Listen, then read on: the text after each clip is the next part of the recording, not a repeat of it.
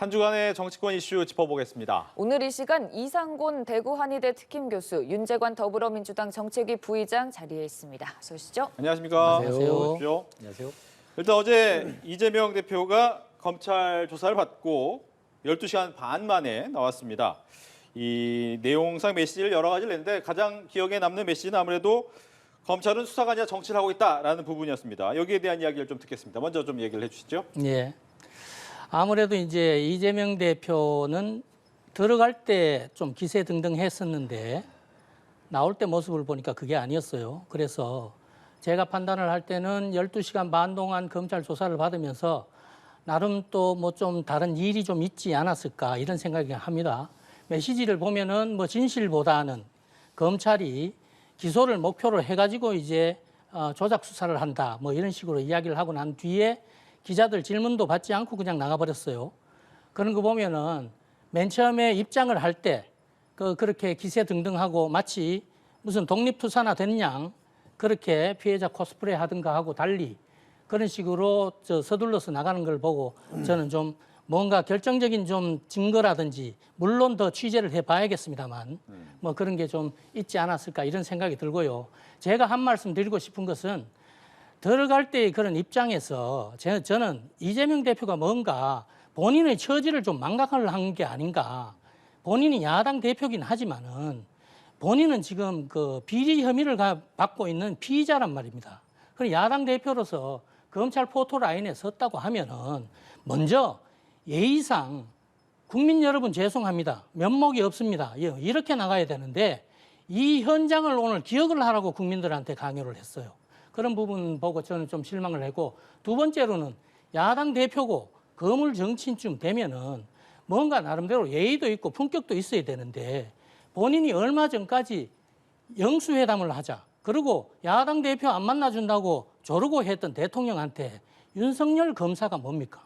그런 식으로 해가지고 지칭을 하고 그렇게 해서 들어갔던 사람이 나올 때는 그렇게 무슨 꽁무니 빼듯이 그렇게 서둘러 나간 걸 보면 아무래도 이번 조사에서 추가로 기자들이 취재를 할 겁니다만 이번 조사에서 뭔가 결정적인 그 내용들이 나오지 않았을까 저는 이렇게 생각을 합니다. 네, 윤재관 부의장의 이야기 듣겠습니다.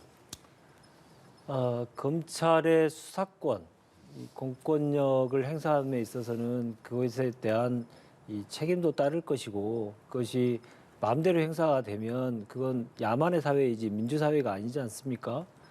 검찰의 수사권이 정당하게 행사된 것에 대한 수사였다면 지금 말씀하셨던 그런 내용들이 맞겠죠. 근데 지금 수사가 어떻게 되고 있습니까? 검찰이 수사는 하지 않고 사실은 정치를 하고 있다는 표현도 하셨지만 제 눈에는 검찰이 수사의 내용들을 실시간으로 그것도 확인되지 않는 내용들을 실시간으로 언론을 통해서 언론 플레이하고 있거든요. 그 언론 플레이를 통해서 검찰의 수사 내용 그리고 재판 앞으로 있을 재판 이런 것과 전혀 상관없이 어떤 사람을 완전히 매도하는 사실과 관계없이 완전히 매도하는 그러한 수사를 계속하고 있습니다. 수사에 자신이 없으니까 언론 플레이 하는 거고 정치를 하는 거 아니겠습니까? 수사를 똑바로 한다면 지금의 상황까지는 벌어지지 않았을 것이고 지금 대장동과 관련돼서는 처음부터 대장동 일당의 얘기들을 가지고 전원을 가지고 구체적인 증거 없는 전원을 가지고 계속 수사를 계속 이끌고 있는데 이렇게 계속 구체적인 증거 없는 수사를 계속 가야 되는지에 대한 의문이 당연히 있고요.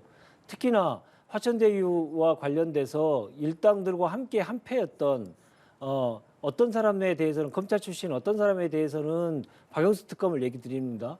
이 사람에 대해서는 이분에 대해서는 전혀 지금 수사를 이루어지지 않고 있습니다. 이렇게 선택적으로 검찰권을 행사하는 것에 대해서 문제 제기를 하는 것은 민주사회에서 너무나 당연한 일인 것이죠.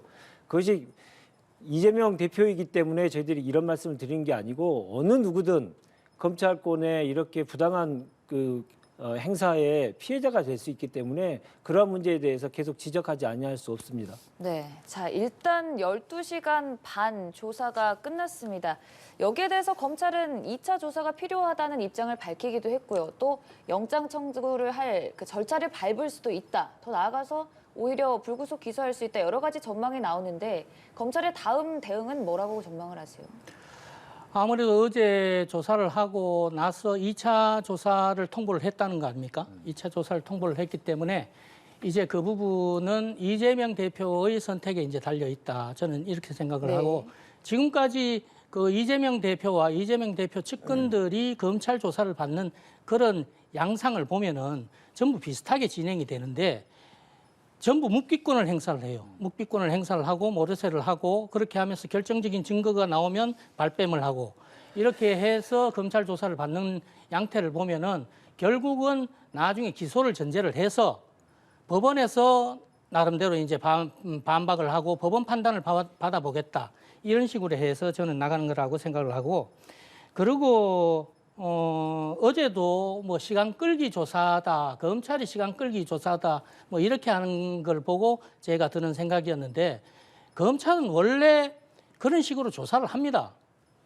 시간 끌기가 아니라 한 사건을 두고 이렇게도 물어보고 저렇게도 물어보고 저 피의자가 과연 진술을 일관되게 하고 있는지 안 하는지 이런 부분들을 보는 것은 검찰의 수사 기법이고 우리 기자들도 취재를 할 땐 그렇게 취재를 해요. 어차피 취재원들이 어떤 답변을 하느냐 그런 거에서 우리가 단서를 잡아서 취재를 하기도 하고 하는 거기 때문에 검찰의 수사 기법을 가지고 이해를 못할 사람도 아닌데 그런 식으로 해서 정치 공세를 하더라. 그런 것이고 또 제가 말씀드리고 싶었던 거는 33쪽 분량의 진술서를 내놓고 어제는 확실하게 묵비권을 행사를 했단 말이에요. 그렇게 묵비권을 행사를 할 것 같으면은 왜 들어갈 때 당당하게 뭘 싸워가지고 뭘 이기겠다고 이야기를 한 건지 본인은 입장문을 발표를 할 때는 당당하게 나가서 싸워가지고 이기겠다고 하는데 그러니까 본인 스스로 말로 해가지고는 검찰 앞에서 말을 해가지고는 진술이 꼬일 염려가 있으니까 진술서를 내놓고 일관되게 묵비권을 행사를 하는 거예요. 그러다 보니까 검찰 조사는 앞으로도 이렇게 계속 평행선을 이룰 수밖에 없다. 그렇게 되면 이재명 대표는 앞으로 단골로 법원과 검찰을 출퇴근하는 야당 대표가 될 수밖에 없다. 이런 겁니다. 결국 검찰 대응은 이재명 대표에게 달렸다라는 말씀이신 것 같은데 일단 당장 2차 조사에 이재명 대표가 응할 가능성은 적습니까? 2차 조사의 필요성에 대해서 필요하다면 어떤 형식으로든 조사에 임해야겠지만 물어본 얘기를 또 물어보고 물어본 얘기를 또 물어보고 계속 시간을 지연시키는 것은 결국 의도가 딱 한 가지 아닙니까? 망신 주기 하겠다는 거 아니겠습니까? 또 한 번 검찰의 포토라인에 서게 해서 야당 대표를 망신 주겠다고 하는 목표 그 이상 그 이하도 아니지 않습니까? 이런 식으로 계속 수사를 하게 되면 어느 누가 그것에 대해서 검찰의 이 정당한 수사라고 누가 인정을 할 수 있겠습니까? 그것에 대해서는 계속 뭐 피의자의 그 혐의를 받고 있는 사람이기 때문에 검찰이 하라는 대로 다 해야 된다 이렇게 말씀하시는 분들 말씀하시는 것 같은데 그것도 정당한 국가 권력의 행사에 대해서 한정하는 것이라고 좀 생각하고요. 그러한 검찰의 지금 망신주기식 수사 이런 방식들은 정말 지양돼야 된다고 생각합니다. 네. 이제 당초 나갈 때 이번 두 번째 소환에서는 의원들이 안 나와도 된다라고 얘기를 했는데 그래도 한 10여 명 나왔습니다. 그 얘기인즉슨 결과적으로 구속영장을 청구를 해도 부결될 가능성이 높다. 이렇게 봐야 되겠죠? 저는 뭐 그렇게까지 보기는 좀 무리가 있지 않겠나. 지금 현재 같으면 구속영장을 청구를 하면 당연히 이번에는 체포동의안은 부결이 되겠죠. 그렇죠. 네. 당연히 그건 뭐 그렇게 될 거라고 저는 보고요.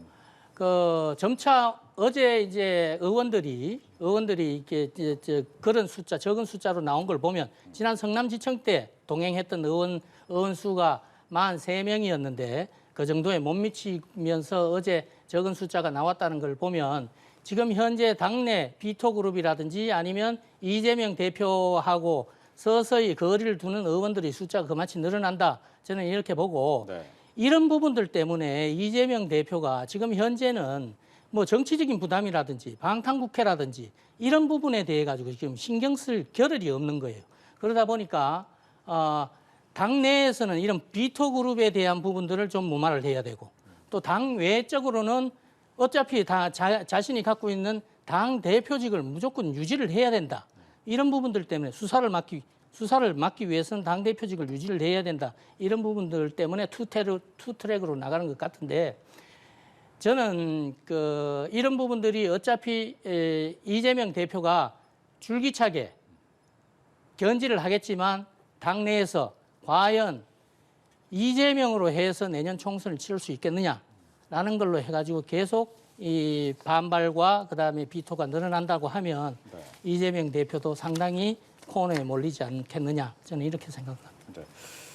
부의장께는 그렇게 질문드리겠습니다. 말씀하신 것처럼 체포동의안은 부결될 가능성이 크다라고 볼 수 있는데 잠깐 이야기를 해주셨다시피 당내에서 과연 비토그룹은 어느 정도 목소리를 낼 수 있느냐, 즉 정치적 부담이 이재명 대표에게 지워질 수 있느냐라는 부분은 어떻습니까? 당내 분위기. 같이 함께 보셔야 될 것 같은데요. 체포동의안과 관련돼서는 결과는 지금 예단할 수는 없지 않겠습니까? 그런데 체포동의안을 국회에 제출한다는 의미는 지금 꼭 그 신병 확보를 하겠다는 거 아니겠습니까? 이렇게 구체적인 증거도 없이 서로 간의 다툼이 상당한 상황에서, 그리고 증거인멸이라든가 도주 위험이 없는 이런 분에게 꼭 구속영장, 신병 확보라는 구속영장을 청구해야 되는 것이 우리나라의 사법체계에, 형사법체계에 맞는 것인지에 대해서부터 먼저 논의가 돼야 될 것이고, 그에 대한 평가를 해야 될 것입니다. 일례로 지금 김건희 여사의 도이치모터스 주가 조작과 관련돼서는 검사의 입을 통해서 구체적으로 지금 김건희 여사가 개입했다라고 하는, 주가 조작에 개입했다라고 하는 내용들이 계속적으로 공판 과정에서 나오고 있습니다. 그럼에도 불구하고 소환조사 한 번을 하지도 않고, 그럼에도 불구하고 소환조사도 한 번도 하지 않는 이 사건에 대해서는 아무 얘기도 없고, 이렇게 소환에 응하고 검찰 조사에 대해서 각자의 입장을 계속 얘기하는 이런 상황임에도 불구하고 그것을 영장을 청구한다고 하는 것은 검찰권 남용이다 볼 수밖에 없는 것이죠. 뭐든지 이가 어떤 행위에 대해서는 형평성과 공평성이 맞아야 그것이 정당하고 온당한 것이기 때문에 지금은 너무나도 지금 편향되고 잘못된 방향으로 가고 있다. 다시 한번 지적하지 않을 수 없습니다. 네. 일단 지난번 성남FC 제3자 뇌물죄 그리고 이번에 위례 대장동 의혹 두 번의 검찰 조사 이재명 대표 마쳤습니다. 과연 검찰이 향후 어떤 단계로 조치를 취할지 좀 지켜보면서 민주당 얘기는 여기서 마무리 짓도록 하고요. 국민의힘 전당대회 3월 8일입니다. 최대 변수 중 하나로 꼽혔던 나경원 전 의원이 불출마 선언하면서 이제 또 얘기가 나오는 부분이 나 전 의원에 대한 지지층의 표심이 과연 어떤 후보에게 갈지거든요. 뭐 크게 한쪽으로 쏠릴 거라고 보세요? 아니면은 아직까지는 모른다고 생각하시는지? 지금 여론조사상으로 보면 나 전 의원이 불출마 선언한 뒤에 네. 안철수 의원의 지지율이 급등하고 있는 건 사실이기 때문에 나 전 의원을 지지했던 분들이 안철수 의원에게 향하는 것은 어쩌면 뭐 정당한 것으로 보입니다. 자연스러운 것으로 보이는데 그것이 정말 승부를 뒤집을 수 있을 만큼의 효과가 있을지에 대해서는 의문이다. 이렇게 보여지고요. 윤심에서 나심으로 이동한다. 이렇게 지금 자막에 나오고 있습니다만은 지금 이번 전당대회는 딱 하나입니다. 윤심입니다. 나심도 역시 윤심과 거역했기 때문에 나심은 절대 안 된다. 나경원 전 의원은 절대 안 된다. 이런 것들이 당무에 개입하고 대통령실에서 이런 것들을 통해서 딱 한 가지밖에 없는 거 아니겠습니까? 윤심. 그 윤심과의 경쟁에서는 너무나 지금 큰 갭이 큰 차이를 보이고 있기 때문에 김기현 의원의 낙승을 예상하는 분들이 더 많은 것 같습니다. 네. 윤심이 중요한 부분 중 하나다 이렇게 좀 짚어주셨는데 사실 안철수 의원은 그 이전에도 나경원 전 의원에게 약간의 수도권 연대론 하면서 좀 얘기를 꺼내기도 했고 이번에 불출마 선언 이후에도 자기가 연락을 해봤더니 나 전 의원이 조금 시간을 달라 해서 조금 더 기다렸다가 한 번 더 만나자고 좀 메시지를 보낼 생각이다 이렇게까지 밝혔거든요. 두 사람의 연대 가능성은 적습니까? 아무래도 그런 연대 그런 가능성이 그 전에 이야기가 있었던 거 네. 있어서 그런지 나경원 의원이 파동을 거치고 나서 이제 불출마 선언을 하고 나니까 나경원 의원이 빠지고 나니까 안철수 의원의 지지율이 아주 대폭으로 올라가는 그런 현상을 보이지 않습니까? 리얼미터 같은 경우에서는 소폭이지만 김기현 의원은 빠지고 나경원 의원 같은 경우는 아주 두 자릿수 이상으로 크게 올랐단 말이에요. 이런 부분들을 보면 당내에 아직 이제 친윤과 비윤이라고 나눈다고 하면 또 반윤이라고 나눈다고 하면 그리고 주류와 비주류를 나눈다고 하면 비주류 쪽에서의 표심들이 지금 이제 맨 처음에는 유승민에서 그리고 또 이제 대통령실과 갈등을 하는 또 나경원으로 옮겨갔다가 나경원이 드랍을 하니까 그 다음에는 이제 안철수로 간다.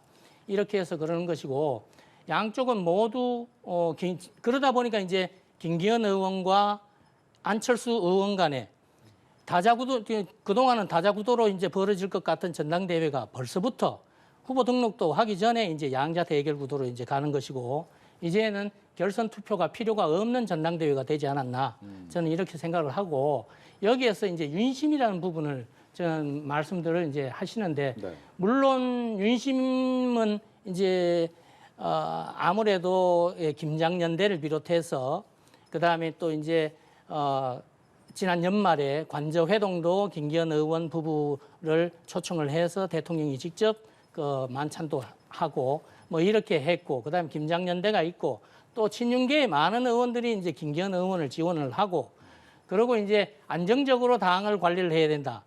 이런 생각들 때문에 김기현 의원이 관리형으로 맞지 않느냐라고 해서 윤심이 저는 그쪽으로 가 있다라고 지금 이제 이야기가 되고 있는데 저는 윤심에 대해서는 아직까지도 퀘스천 마크를 쳐둬야 되는 거 아닌가 이렇게 생각하는 편입니다. 왜냐하면 내년 이번 전당대회는 윤석열 정부의 성공과 내년 총선의 승리 이런 부분에 이제 초점을 두는 거기 때문에 윤석열 정부의 중간 평가로 치러지는 겁니다. 윤석열 정부가 잘하느냐 못하느냐 이런 부분에 달려 있는 것이기 때문에 저는 당 대표가 김기현이 됐든 안철수가 됐든 저는 당 대표가 누구냐라는 부분은 별로 중요하지 않다.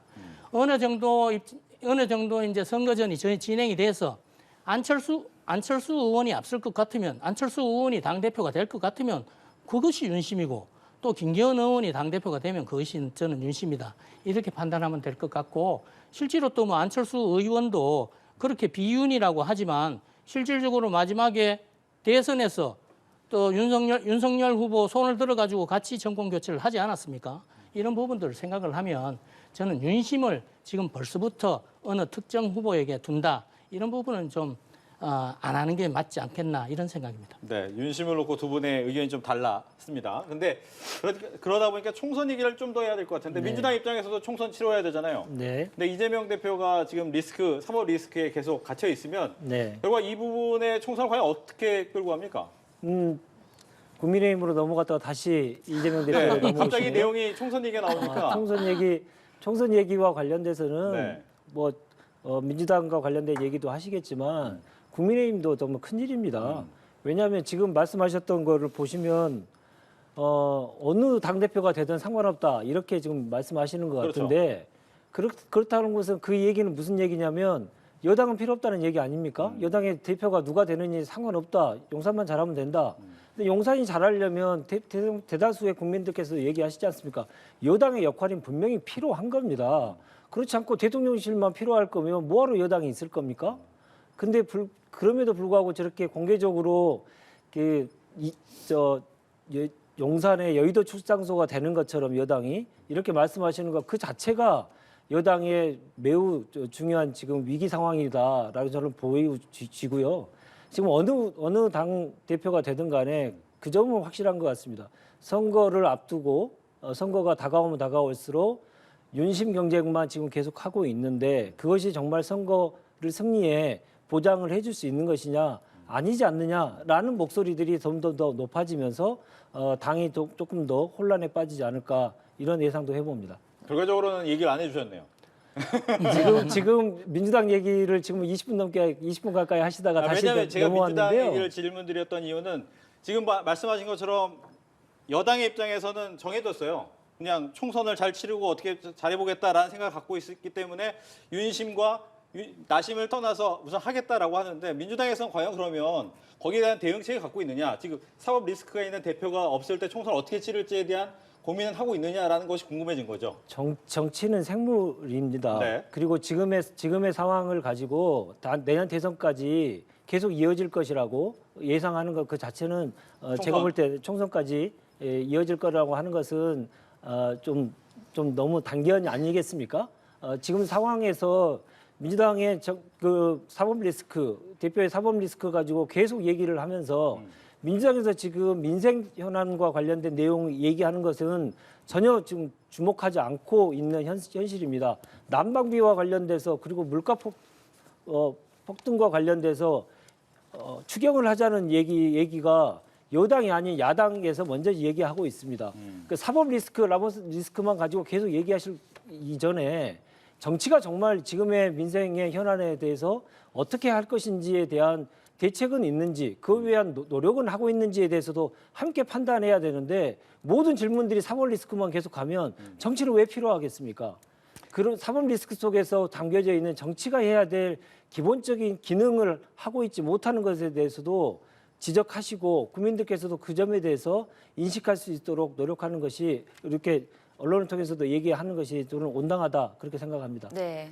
총선 문제를 말씀을 하셔서 네.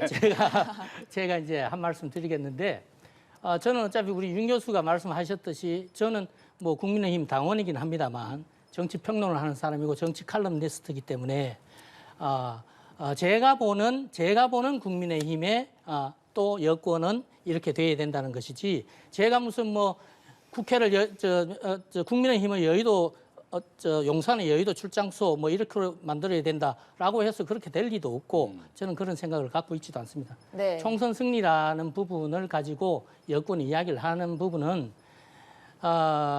아무래도 이제 지난번 21대 총선에서 완전히 완패를 하지 않았습니까? 180석이라는 거의 거대 의석을 이제 지금의 야당한테 줘버렸던 그런 상황이기 때문에 지금 또 이제 정권 교체를 하고 난 이후에 국민의힘 우리가 이제 정권 제1당이 되지 못한다고 하면 또 과반수를 넘는 제1당이 되지 못한다고 하면 윤석열 정부의 성공적인 국정 운영이 불가능하기 때문에 그런 주장을 하는 것이고 그것 때문에 지금 전당대회에서 또 유력한 두 주자들이 수도권 승리를 이야기를 하는 겁니다. 수도권 안철수 같은 경우는 수도권에서 정치를 했던 분이니까 수도권 대표론이라는 걸 들고 나와서 그다음 지지를 호소를 하고 있는 것이고 김기현 의원은 나름 관리형 대표를 주창을 하면서도 수도권의 승리를 위해서 설 연휴 동안 자기 지역구인 울산에 머물다가 지금 수도권에 올라와서 어제 같은 경우도 부천에서 수도권 합동으로 출정식을 가지지 않았습니까? 이런 정도로 수도권이 중요하고 실제로 121석이나 되는 수도권에서 안철수 의원 이야기로 하면 70석 이상을 얻지 못하면 과반이 넘는 일당이 안 된다는 거 아닙니까? 이런 부분들 때문에 이제 국민의힘 전당대회가 총선과 관련해서 주목할 수밖에 없다. 이 말씀을 드립니다. 네, 양당 모두 총선에 승리하기 위한 목표와의 움직임을 계속 보이고 있는데 앞서서 총선을 앞둔 이재명 대표 체제에 대해서 좀 굳건하다는 입장을 좀 표명해 주셨던 만큼 그럼 반대로 국민의힘에 지금 김기현 의원과 안철수 의원 양자 대결이 좀 강하게 있는 상황에서 어떤 후보가 되면 민주당 입장에선 총선 승리에 좀 더 위협적인 상황입니까? 그건 국민의힘의 당원들께서 결정하실 문제이기 때문에 제가 당을 같이 하지 않은 제가 함부로 말씀드리는 것은 적절치 않고 예의도 아닌 것 같습니다. 근데 다만 한 가지만 꼭 좀 지적하고 싶은 것은 지금 난방비 폭등 등 이제 물가 폭탄으로 민생이 매우 어려운 상황입니다. 이런 상황에서 정치가 정부 여당의 그런 민생 현장에서 보이지 않는 문제는 분명하게 국민의 시각에서는 지적돼야 되는 문제라 생각하고요. 특히나 지금 대통령실에서 관저의 식사 정치를 많이 하신다는 얘기가 들립니다. 의원들도 부르시고 여성 의원들도 부르시고 해서 관저 정치를 하시는데 좋습니다. 그러나 그런 식사 정치하는 동안에 국민들의 민생은 너무나도 어려워지고 있기 때문에 민생 현장도 돌보시는 모습도 같이 보여주시는 게 맞다. 야당에 공격하고 야당 대표를 에 대한 공격만 계속 하시기 전에 그럴 시간에 민생을 돌보는 일도 함께 하시는 것이 맞다. 이 얘기를 꼭 좀 드리고 싶습니다. 네, 결국 민생 좀 살펴달라 이런 목소리 내주시는 것 같은데요. 그렇죠.